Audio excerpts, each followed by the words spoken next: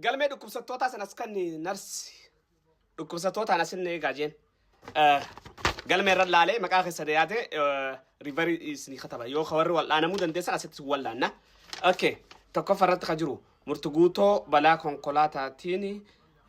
wuxxeetiin isaa mul'isu akka inni nagaan bee. Okay balaa konkolaataa kun maal irraa dhufee fi wanni murtuguutoo fayyaa qabdaa baga rabbi si baase. Waan kanarraaf immoo sammuun ta'e xiqqasho rakkoo qabdi sammuu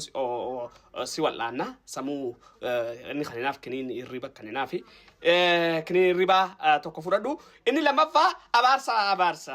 gariibatti ummata gariibaa abaare waan kanaaf dawaan isaa waan kanaaf Sheekh Hussein dhaqee ziyaaruu qaba achitti deebuu qaba inni itti aanu ummata arsiitu ammas abaare arsii zallabee jira khanas gabbee dhiifama gaafatu qaba khanarraa hafe makiinaa fi waan kana yaadataa fi zakkiinni binnaa fi jaanii jiranii murtuguutoo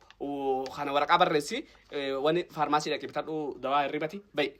baasi wanni khane maallaqa umaa rakkoon qabu maallaqa zakki daalaa sirraan fudhaa bay inni itti aanu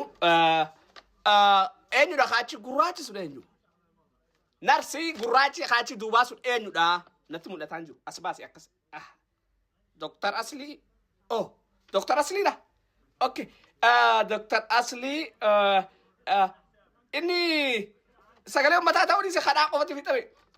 qofatti fixame huccuurraa baasi ollaqe asuma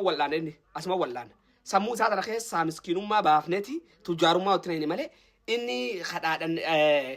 sagalee ta'uu didee humaa takka osoo hin baratin dooktara fi hin jaallatu dooktarri waggaa beeka barata kun ollaqe huccuu baafadhu dhayina irraa qabnaa